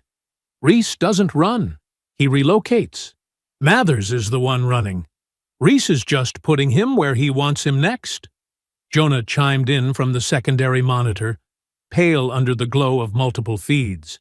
"We intercepted encrypted routing from a Colombian backchannel used by Mercenary Logistics 2 years ago, matching this strip's location. Somebody arranged clearance through a Panamanian port, civilian registry, diplomatic clearance likely forged. And once Mathers gets on that plane, he's gone," Aisha said, voice tightening. Maya's tone remained level. "Then we don't let him get on." She pushed back from the terminal and stood, her body stiff with purpose. "Pull up everything we've got on the strip. Terrain, layout, response time from local agencies. We hit it quiet, fast, and legal."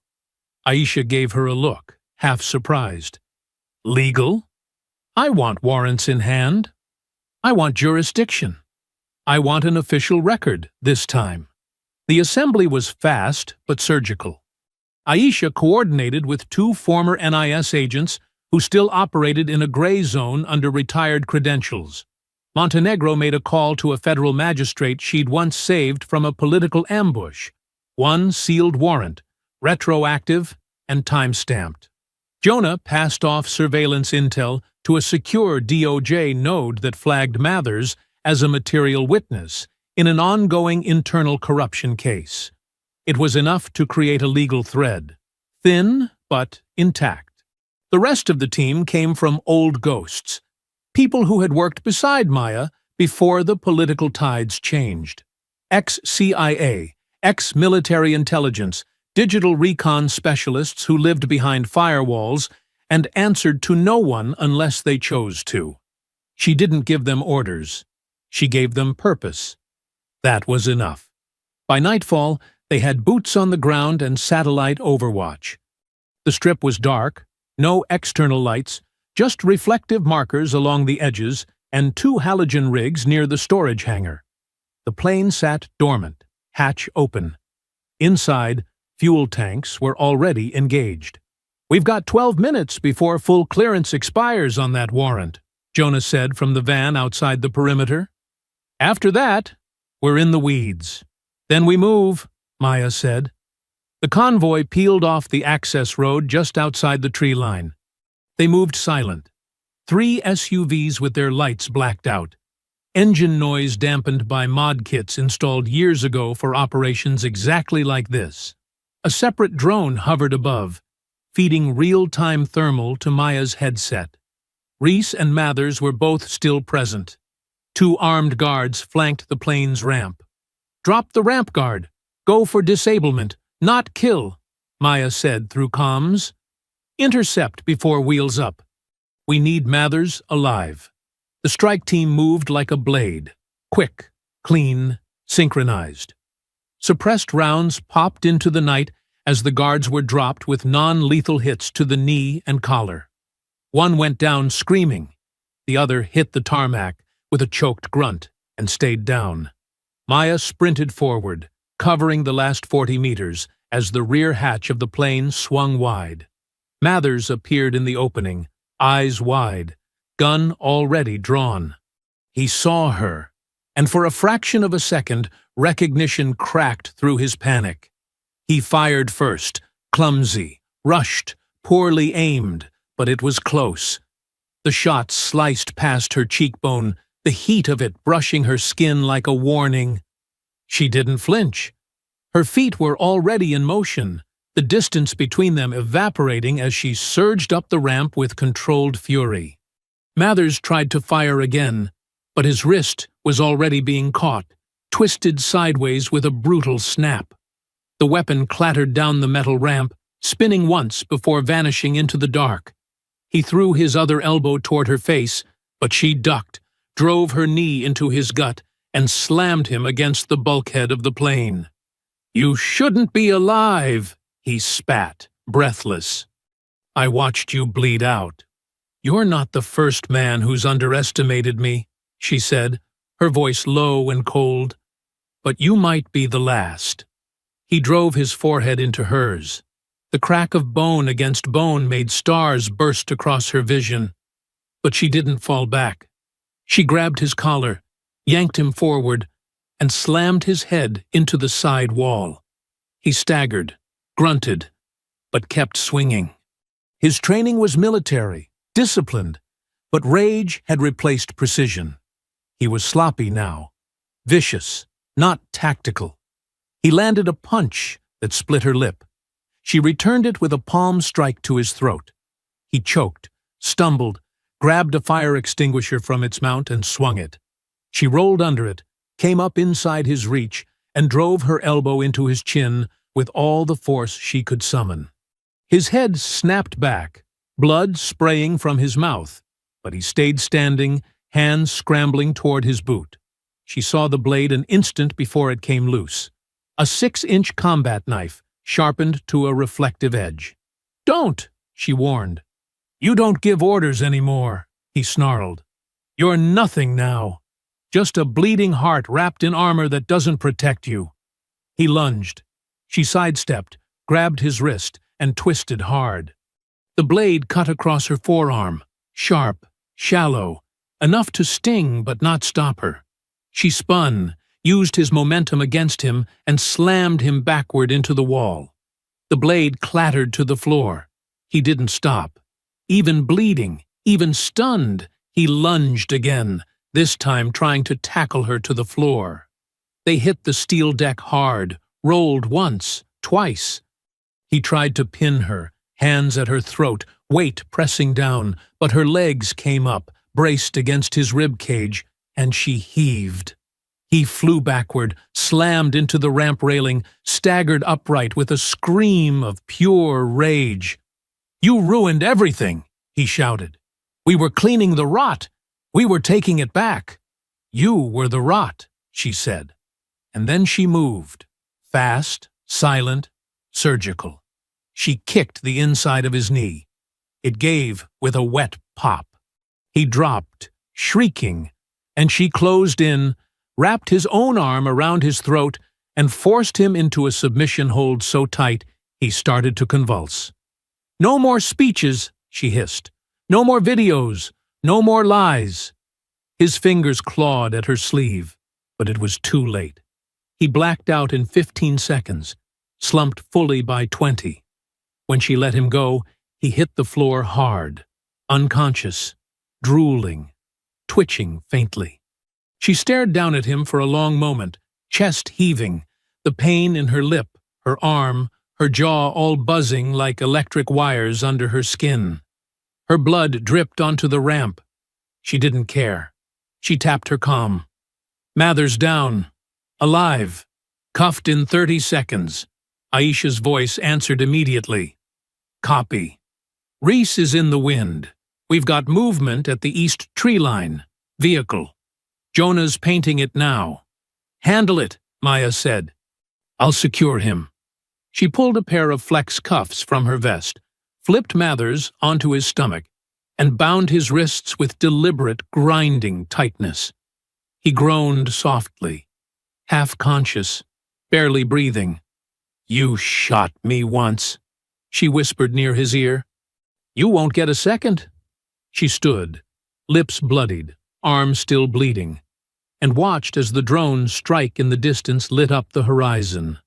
Reese's final escape plan evaporating in a bloom of fire and steel. Smoke still curled upward from the mangled SUV, its frame gutted and blackened where the drone's payload had carved a crescent of fire through the east tree line. The air was thick with heat and scorched rubber.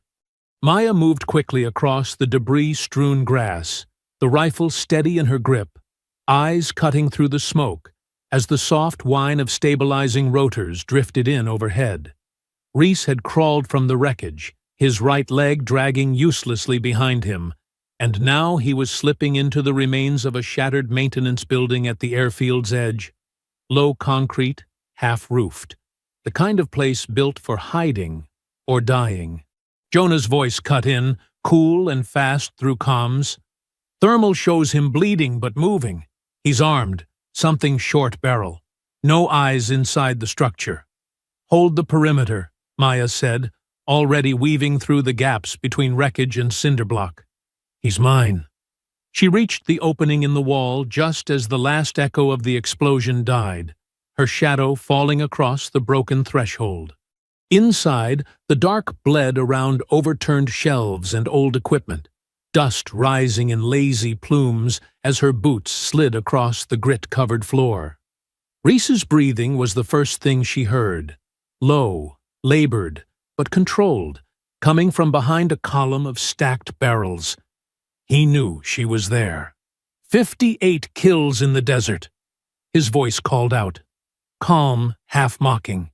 3 tours, 7 commendations. They gave me medals for doing half of what they want to court-martial you for. Maya advanced, slow, quiet, rifle angled low, sweeping the corners of the room with the precision of a surgeon.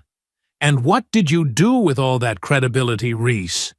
You built a network of cowards who hide behind flags and children. You don't see it, do you?" he called back, his voice shifting closer. "This country doesn't need saving. It needs remembering. I just gave it the tools to do it. By planting terrorists in uniforms?" she snapped. "By turning every badge into a loaded threat?"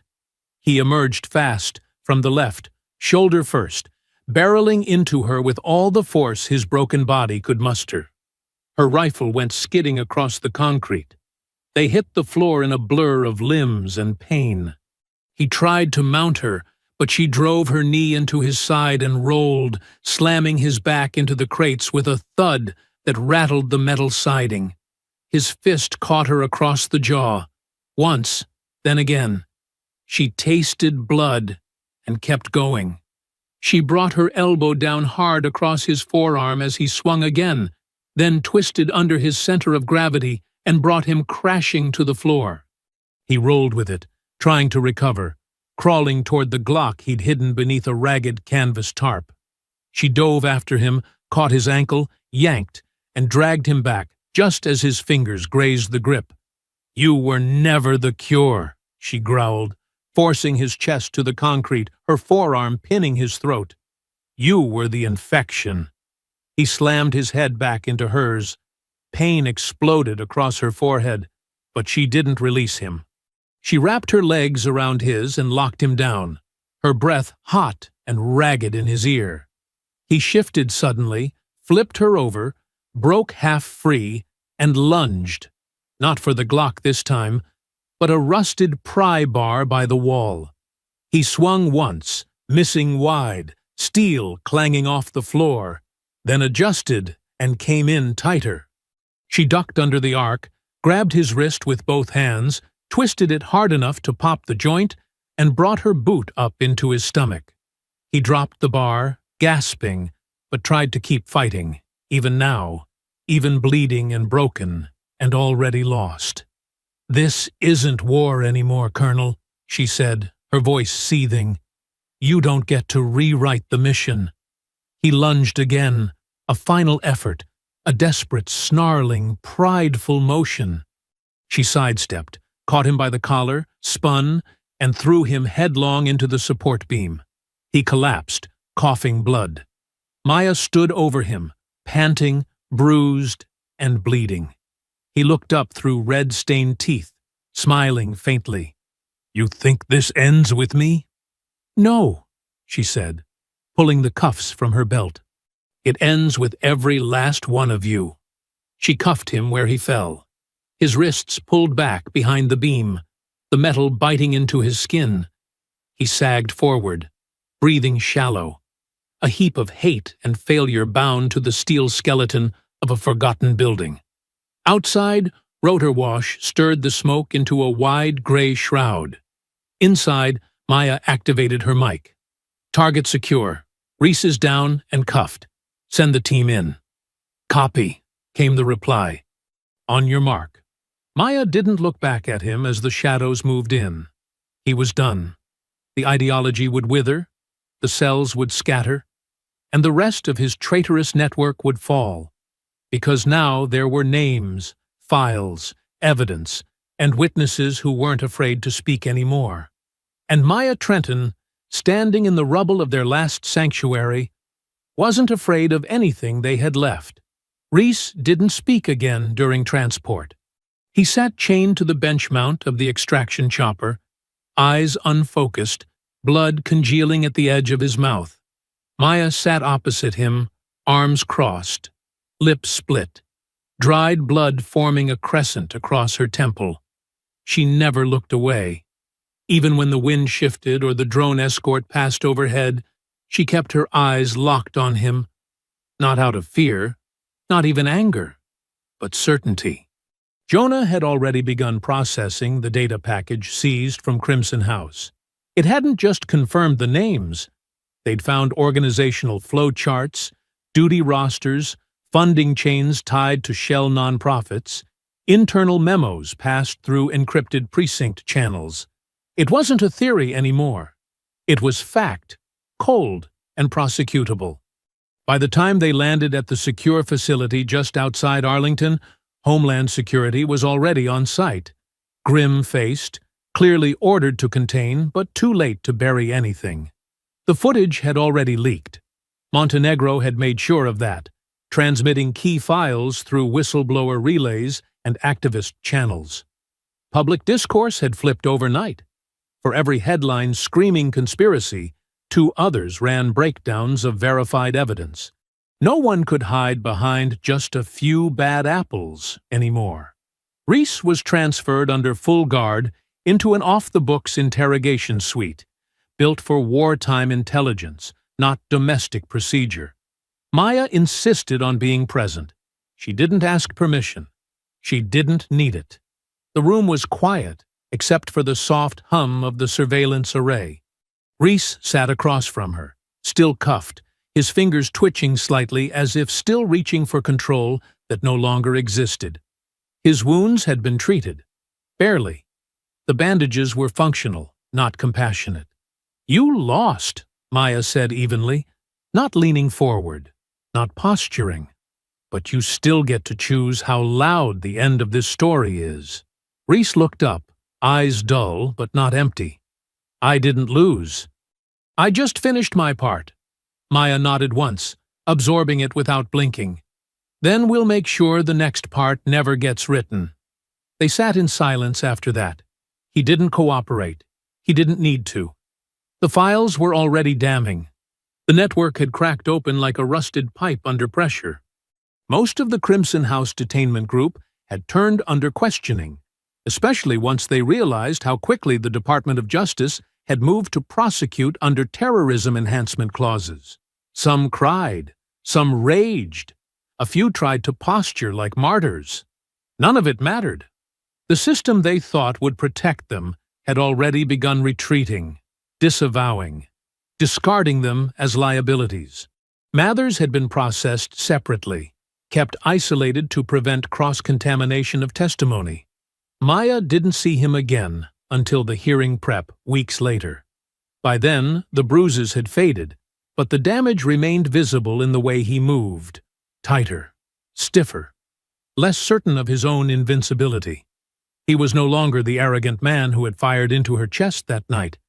He was a defendant now, stripped of rank, stripped of brotherhood, facing not just the law, but the judgment of a country watching through courtroom feeds and investigative broadcasts. His attorney tried to argue chain of command confusion.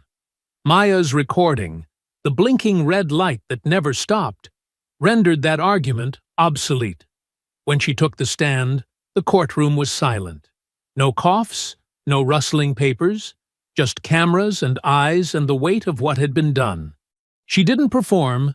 She didn't sermonize. She recounted every detail of that traffic stop with surgical clarity, outlined the timeline of the infiltration, detailed the consequences of a network that had wrapped itself in flags and shields and used them to erase accountability. "I'm not here to vilify uniforms," she said, her voice clear and unshaken. "I wore one too. But uniforms don't sanctify you. Oaths don't erase intent. And patriotism isn't silence." She walked off the stand without looking at Mathers. The jury deliberated for 3 hours. He was found guilty on all counts: aggravated assault, attempted murder, conspiracy to commit domestic terrorism. Reese's case, though slower, was heavier. The charges spanned state and federal jurisdictions. His history, once lauded, now read like a cautionary tale. His own words, pulled from encrypted chats and meeting transcriptions, painted a portrait of manipulation so chilling that even former allies distanced themselves within hours of the leaks. He would spend the rest of his life in a black site, processed under the domestic insurgency statutes that hadn't been publicly invoked in decades. And still, Maya didn't celebrate. She sat with Aisha in a quiet room the night after the sentencing, watching the headlines cycle on muted screens. Analysis, shock, backlash, re-evaluation. The country was struggling to digest the truth, but for the first time, it wasn't turning away. Aisha passed her a folder, sealed, official, unsigned. "What's this?" Maya asked. "Final closure packet," Aisha said. "Everything tied up. They're asking if you want reinstatement, or retirement, or—" "I'm not done," Maya said, eyes never leaving the window. "I figured." She didn't need a title. The work would go on, quieter maybe, but relentless. The damage would take years to heal, but she'd made sure it couldn't be ignored anymore. Outside, the sun began to rise over the Potomac, and for the first time since the night she was pulled from her car, Maya Trenton felt the weight in her chest begin to lift. Not because the war was over, but because the silence around it was finally broken. Weeks passed, not with silence or ceremony, but with the kind of restless, turbulent momentum that builds only when hard truths claw their way to the surface and refuse to be buried again. There were no tidy endings, no uniform statements issued by the departments that had allowed the rot to fester in their ranks. What emerged instead was something louder, messier, and far more necessary. A public unmasking of the systems that had worn patriotism like armor and used its shine to hide the blood beneath.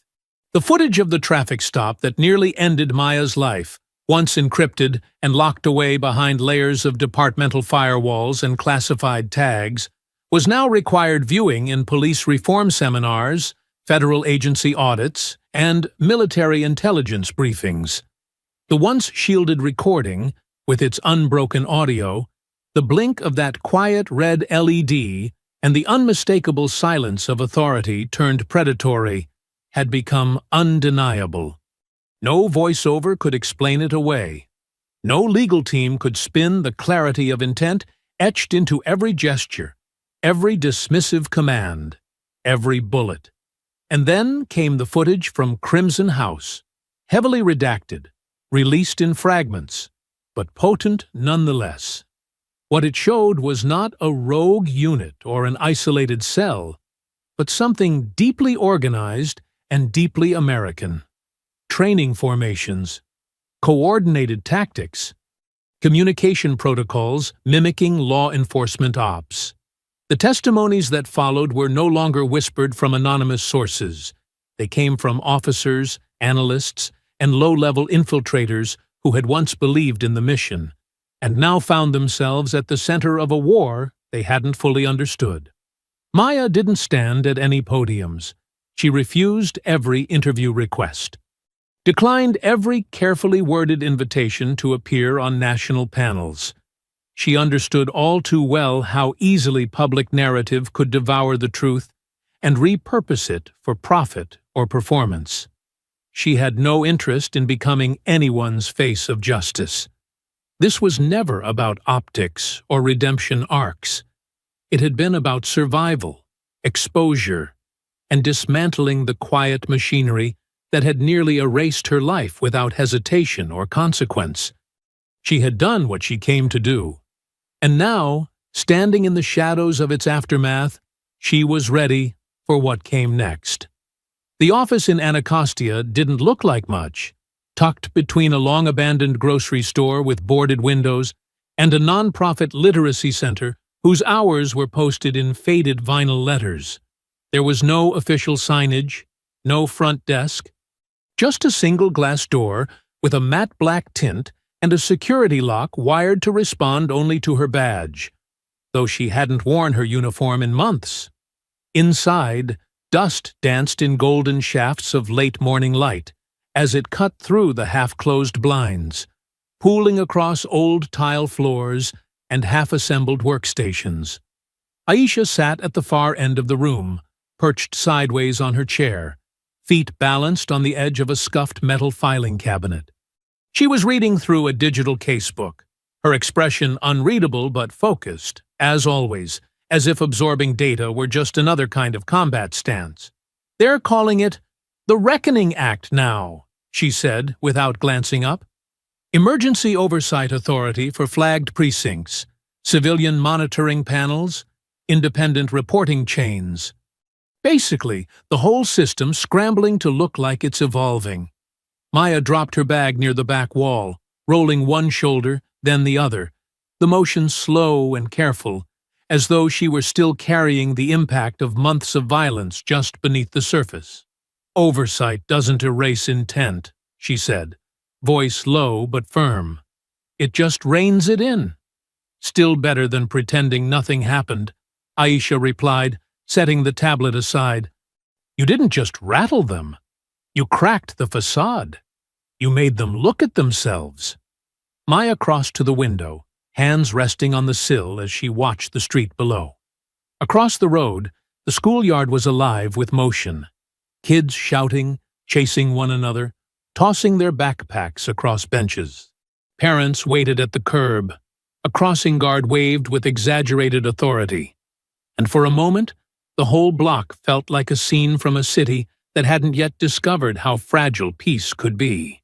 She wondered, not for the first time, what kind of world those children were growing into, whether they'd be taught to fear lights in the rear-view mirror, whether they'd be told someday that their safety depended on silence, on compliance, on a kind of obedience that had nothing to do with law and everything to do with survival. "They're asking if you'll testify again," Aisha said behind her. "Different committee this time. Senate Judiciary. They want a public statement."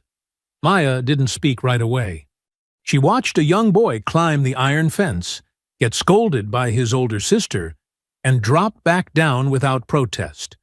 Then, if I go in again, it won't be behind a closed panel. No sealed transcripts. No pre-cleared questions. They want answers. They get all of it. Aisha gave a single nod, her voice quieter now. That's what I told them. Across the room, the office printer began to hum, a low mechanical sound that felt somehow louder in the silence. Jonah had rigged the network from his recovery compound in North Carolina, tying in through a staggered mesh of firewalled proxies and passive net listeners. The system was scanning everything: new message chains, encrypted chat rooms, dormant IPs sparking back to life. The work hadn't ended with the arrests. It had only evolved. The network hadn't been dismantled, just cracked. And Maya knew too well that rot didn't die in daylight. It waited. Carla Montenegro had stepped into her new title like someone walking into a gunfight, with full awareness of the crosshairs. She was now Special Inspector under the freshly authorized Civil Internal Inquiry Task Force, a job built not for applause, but for excavation. Her first call to Maya had come late, hesitant, almost reluctant. But it only took 2 words to say everything that needed saying. "We're in." Mathers had appealed his conviction. The court dismissed it without deliberation. Reese was still awaiting final sentencing, locked away in a facility buried so deep in the system's gray areas it barely existed on paper. From his cell, he issued letters, long, self-righteous essays thinly disguised as reflections. In truth, nothing more than bile disguised as ideology. They didn't trend. No one quoted them. The echo chamber he had built had collapsed inward, and the silence that followed was deafening. Somewhere within that quiet, Maya had begun planning again. Not for vengeance, not for another raid, but for something far more deliberate. She wasn't interested in creating a counterweight to extremism anymore. She intended to cut out the space where it thrived, to strip it of the shadows, the permission, the illusion that it belonged to anything noble. When the knock came, 3 sharp raps at the glass door. It barely startled her. The young woman standing outside couldn't have been more than 22. Her clothes were neat, her posture guarded, and the folder pressed against her chest looked more like a burden than a delivery. "You Trenton?" she asked, the words catching slightly in her throat. "I am," Maya said, holding the door open. "My brother, he was in Westlock," the girl said, her eyes shifting away, then back again. "He left the department after the Crimson raid. He gave me this a few weeks ago, told me to keep it safe. Said if anything ever happened, someone had to know the truth. I think it's yours now." Maya accepted the folder with quiet hands, opened it just enough to see the agency seal, the date, the watermark of a confidential internal report that had never been filed publicly. Names redacted, orders untouched, evidence that had been waiting for someone to care. "Thank you," she said, voice soft but unyielding. "We'll take it from here."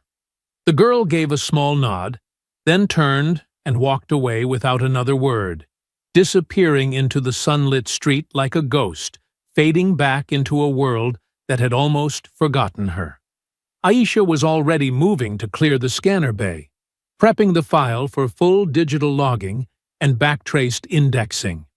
Maya didn't follow immediately. She stood in the doorway a moment longer, eyes narrowed, watching the flow of the day outside, the movement of people who had no idea how close they had come to losing control of the world they thought they understood. Then she shut the door. The war wasn't over, but it was exposed. And that meant it could be fought now, not in secret, not on someone else's terms, not bound by red tape and silence, but out in the open, with facts, with names, with light. Maya turned back to the room, to her team, to the next set of files already blinking in the upload queue. She moved not as a fugitive, not as a soldier, not as someone broken by what had been done to her.